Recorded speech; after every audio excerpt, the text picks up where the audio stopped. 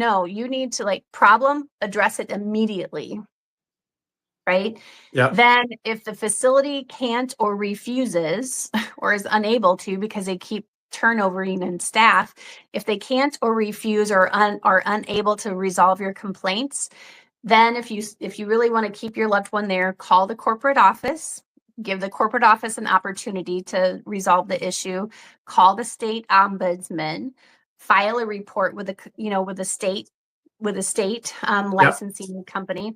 Yeah. And at some point you may just have to decide, look, this I know mom knows where her room is, but maybe we need to look at a different facility. And that a lot of times that's also where I come in, because they got placed there because there was an emergency and that's where there was an open bed.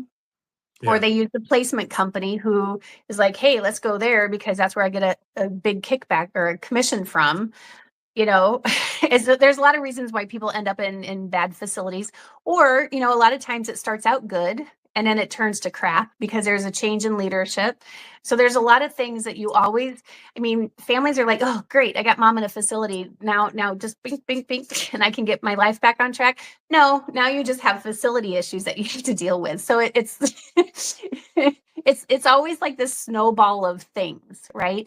But the hope and the silver lining in all of this is there's resources here to help families sort all of this out, help you make informed decisions, help your families get their communication and get their relationships healed. Like I said, 85% of my week is doing family mediation because they aren't getting along and they don't understand dementia and they're worried about inheritance. And now